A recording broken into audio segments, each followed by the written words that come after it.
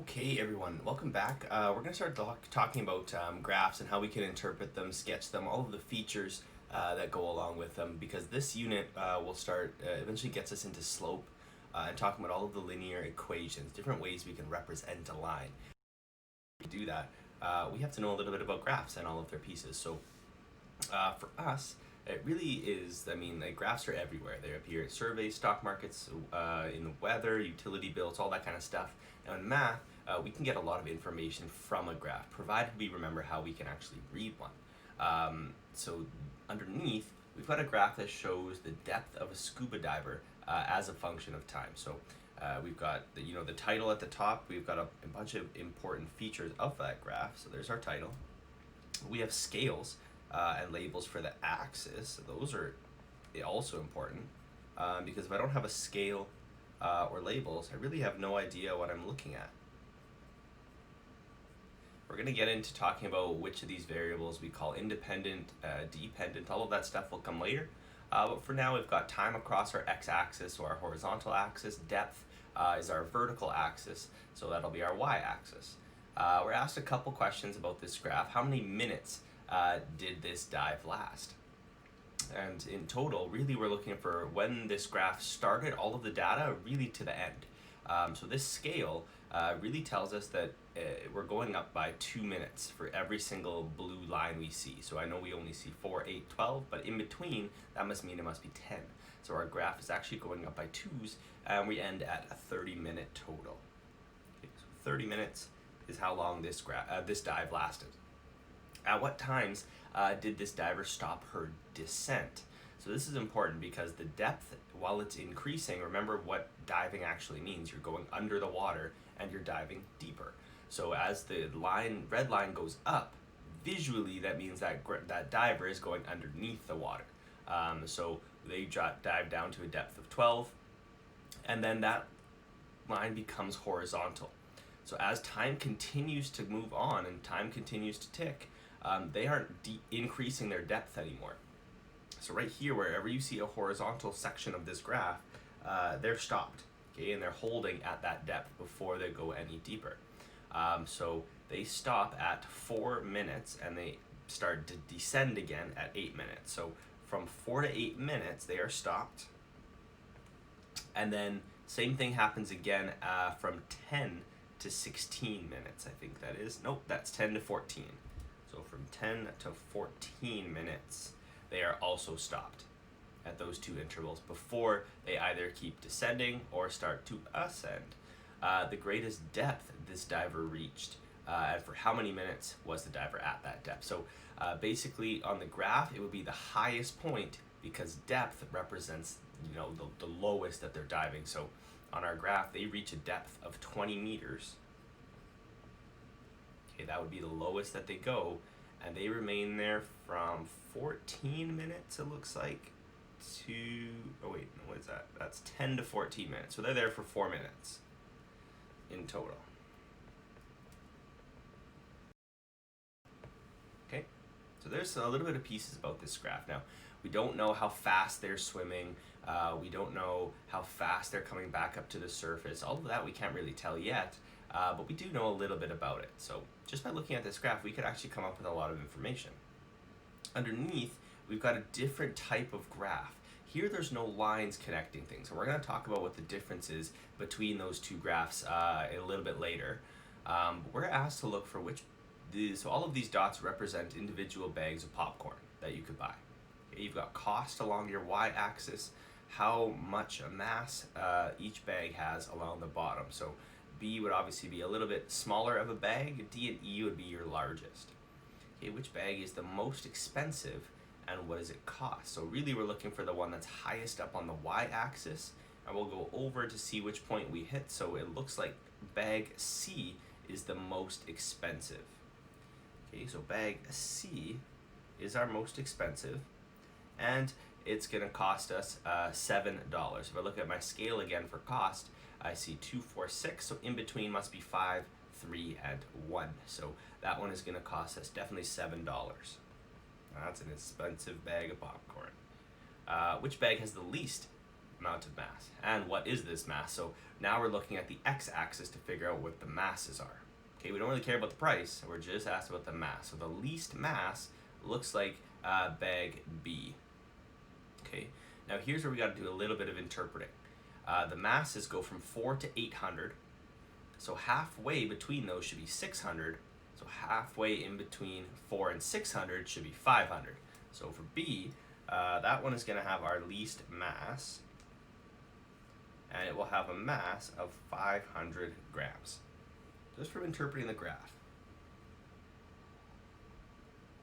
Okay, for C, which bags actually have the same mass, and what is this mass? So we're looking for any bags that along the x-axis seem to be in the same place. They seem to hit the same number. Now we're going to see a little bit later that that causes an issue with certain things.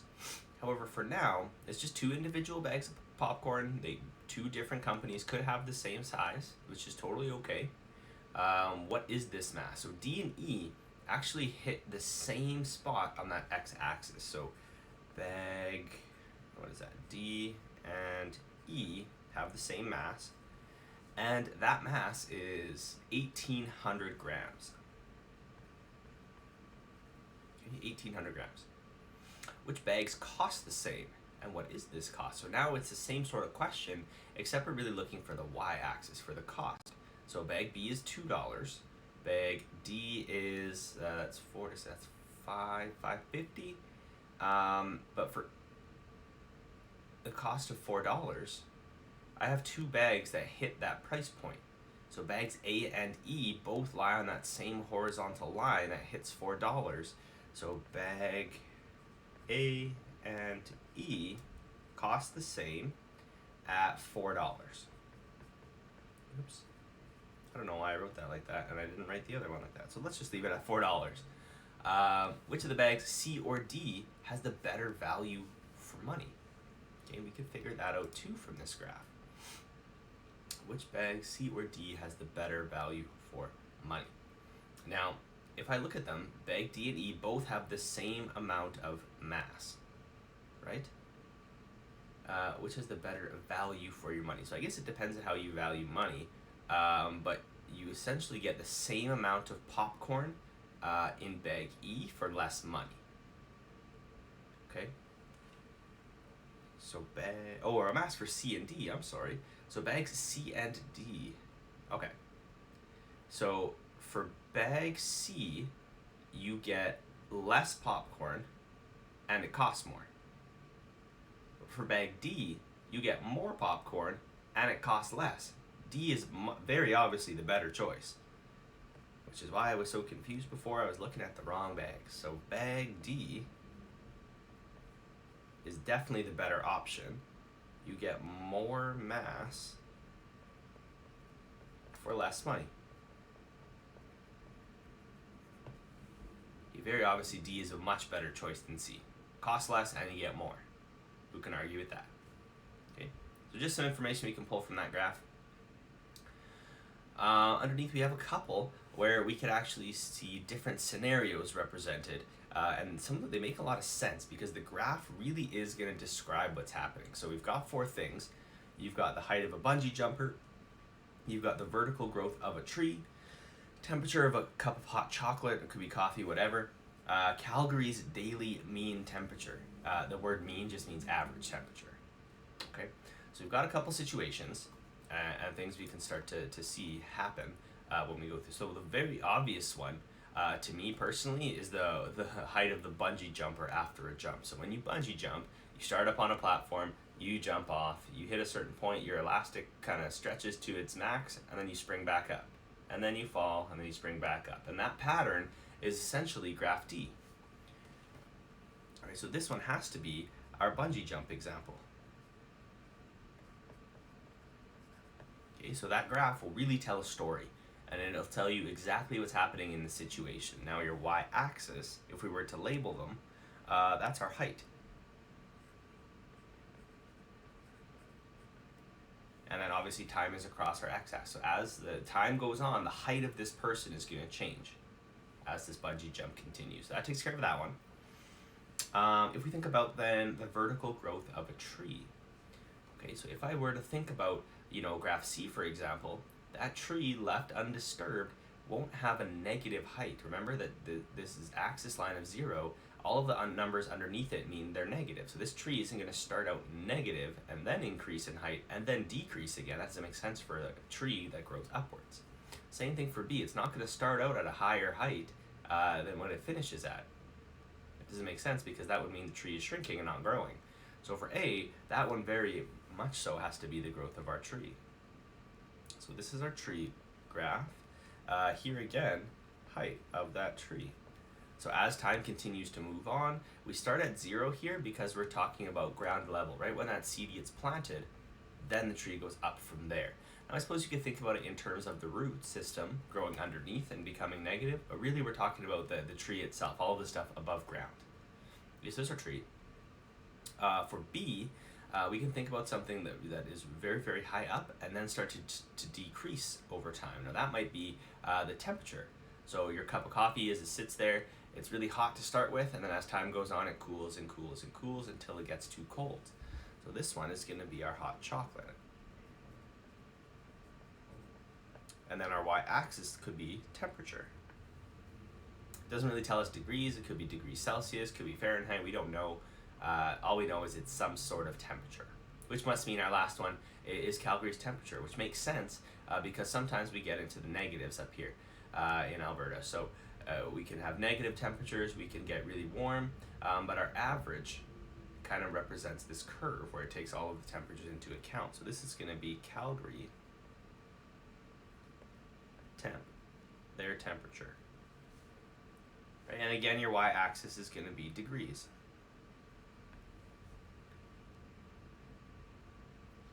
Okay, and this could be I guess I should say this is temperature in degrees also. So let's just pick a unit, degrees Celsius and degrees Celsius. Let's just use those. Okay, so we could figure out what the story is behind that graph by looking at all the pieces. Now once you figure out what the story is, you might have to describe what happens in each section of said graph, which is kind of what we're going along with here. So now I have a graph. I know what's happening in it. It's a drive from Winnipeg to, where is that? Winnipeg to Winkler. And we've got a couple sections here. Now I know that I have distance along my y-axis, time across the x. So as time goes on, this distance changes. So in science, you can see this as a distance time graph. Okay, the distance between the two places is 130 kilometers in total. So if I start at one of them, my graph should end at 130, right? That's the top part. Okay, we're going to describe what happened in each part of this journey. Now it doesn't have to be super complex, but we should account for all the pieces. So let me make sure that I haven't covered this with anything. I feel like I might have earlier when I was writing, maybe not. So let's leave that there. That should be good.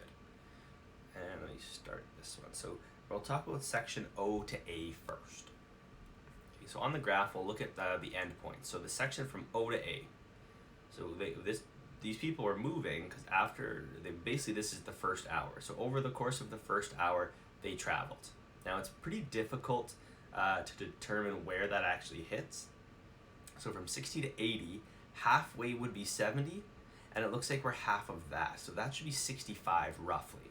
Okay, it is just an estimate. So in that hour, so in 1 hour, 65 kilometers is covered. Okay, so it doesn't look like they stopped. It was a continuous line out for that 1 hour. Then for section AB, it looks like things changed. So from A to B, it looks like we didn't really move. Remember that horizontal section told us that their distance wasn't increasing anymore, but they were stopped for a little bit of time. Now for our time scale on the bottom, we get to a whole hour every 2 lines now. So that means halfway is a half hour, so that would be 1.5 hours. So half of that would be representing 15 minutes. So from that first hour to an hour and 15 minutes of their total journey, for that 15 minutes they were stopped. So they stopped for 15 minutes. Okay, after that, the next section of the graph is B to C, so we're going to talk about that as well. So for section BC, It looks like we went from 65 all up to our maximum to get there, 130, because that was what we were told the total was. So we traveled another 65 kilometers. Now we got to look at the time. So I didn't travel for 1 full hour, right? I was already at 1 hour 15 minutes, and we got there by the second hour. So that they actually traveled that in 45 minutes. So that should tell you that they were traveling faster. Okay, so in 45 minutes, 65 kilometers is covered. Remember, the first time it took us an hour, but here it took us 45 minutes, so now we're traveling faster for that chunk of the graph. From C to D then is our next section, and maybe I'll put that over here. C to D is the next portion of that graph. And it looks like once we got to Winkler, we hung out for a bit. So from the second hour to the 4th hour of this trip, they were stopped. Okay, so we stopped for 2 hours. Could have got something to eat, visited a relative, whatever the case is. It does say it's a day trip, so that makes sense. They visited for 2 hours. Then our last section of this graph, DE, it looks like they left at the 4th hour of whatever it was they traveled, and they returned home by the 6th hour. So they traveled 130 kilometers in how many hours that is? That's 2 hours. So in 2 hours, 130 kilometers is covered. They returned all the way home without stopping this time. So they didn't need a rest break or anything like that. So they just made the trip in one shot. Okay, so we can take a look at a graph, given a little bit of information. Really, that's not much to go on, but we can come up with a lot of the pieces of things that happened along the way. Now, if I can read a graph like that, I should be able to take all of the information and turn it into a graph, right? So here's one where we'll actually have to sketch it. Now, I gotta leave my face. There we go. So this person went on a bicycle ride. Samuel accelerated until he reached a speed of 20 kilometers per hour and cycled for 30 minutes at approximately 20 kilometers per hour. Samuel arrived at the bottom of this hill as speed decreased to 5 10 minutes as we cycled uphill. So if you've ever been biking on a hill, you know going up is much more difficult. Stopped at the top for 10 minutes, took a rest, and that is where we have to leave him because we aren't given any information on when they come down. So sketch a speed as a function of time graph. Now we're not dealing with distance, we're dealing with speeds, which is very important. It makes the graph look much different. We're going to label each section and explain what it represents. So we'll have our graph and then we'll have a little legend off to the side. So let's go ahead and take a look at this, and let me kind of go a little bit smaller, and maybe I'll move it right underneath, right to here. Okay. So if we take a look at all the pieces, we need to come up with all of the places where he's moving or stopped. So there's a speed of 20. We cycled for approximately 30 minutes at 20 kilometers per hour. You arrived at the bottom of the hill. Speed is decreased to 5 kilometers per hour for 10 minutes as we cycled up. And we stopped at the top for 10 minutes. So those are all the things we really have to account for in this graph. So let's go make our labels for our axis first, and then we can go put all our stuff on there. So we really are graphing speed versus time. So our distance versus time. So our speed, and let me turn this way, our speed should go along our y-axis, and that's going to be kilometers per hour. Okay. Our time, and we're going to use minutes, not hours. So there's our time in minutes, because the question really gives us all of the information in minutes. So we're going to do that. And, oh, I'm moving the wrong thing. There we go. So we are given it in minutes. So then the scale is also important. So if I look at all the speeds, there are things like 5, 20, And those are pretty much it. You either went 5 or 20. So counting by 5 seems like a really, really good choice here. So we're going to obviously start at 0. And let me move my scale a little bit over. And as best as possible, try to keep the ticks uniform in distance. It really helps when we go to look at a graph and things look uniform and they're nice, evenly spaced. As best as possible, I think I got a little bit out of the way here, but it's decent. Now underneath for time, we got to come up with a good number for that too. We want to use as much of the grid as possible. So we've got 10 minutes, 30 minutes, so let's see, maybe we'll go by tens. That might be a good choice. So again, as best you can, let's evenly space them. So there's 10 minutes, and I'm going to move this out of the way a little bit. There's 10, so that means there's 20, 30, 40, and then our last one maybe 50. Maybe we'll extend a little and just give one more for a good measure, 60.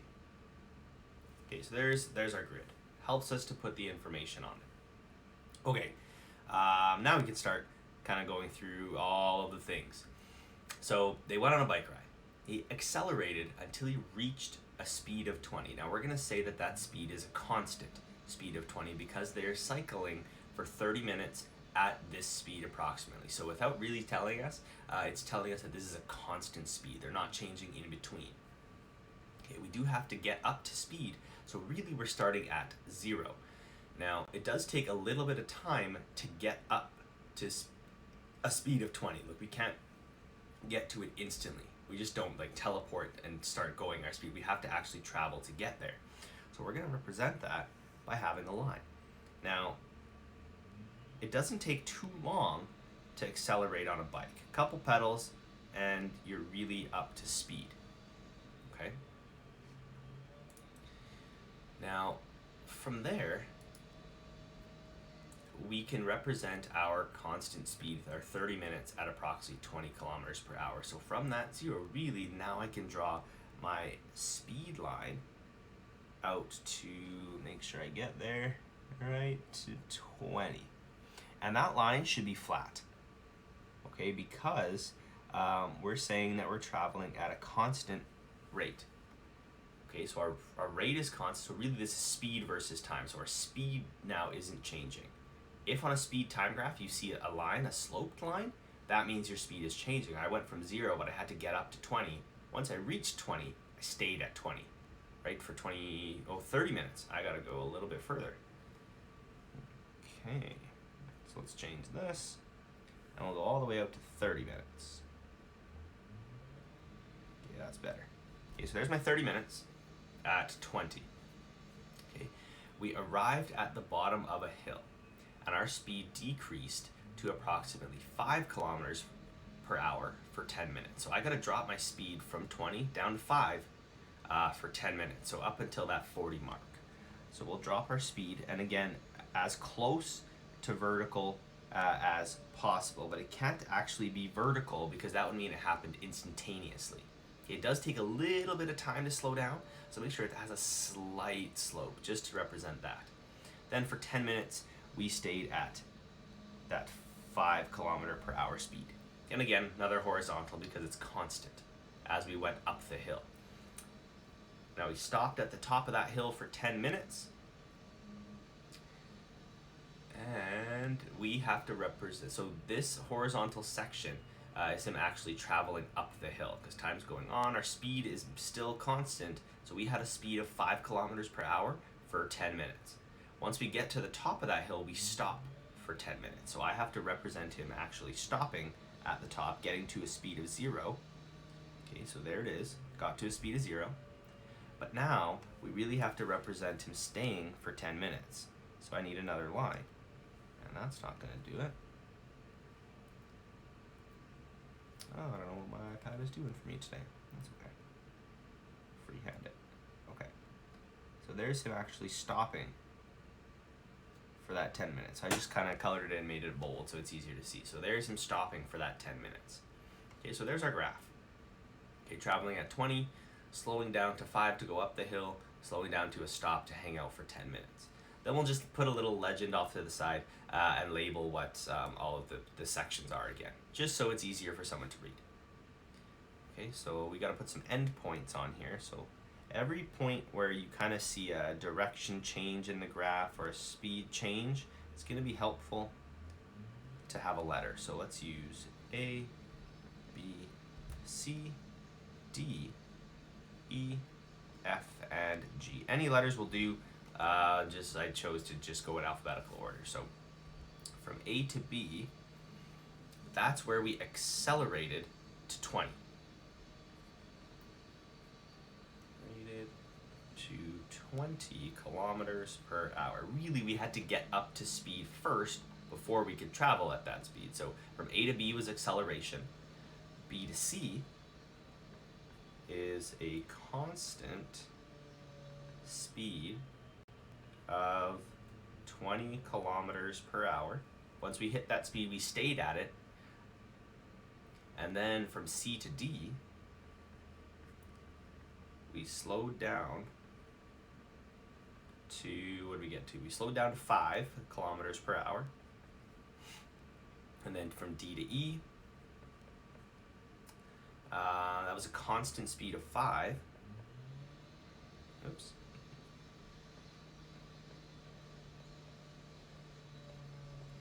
Of 5 kilometers per hour. Now C to E, from E to F. E to F. We came to a stop, and then from F to G, we stopped for 10 minutes.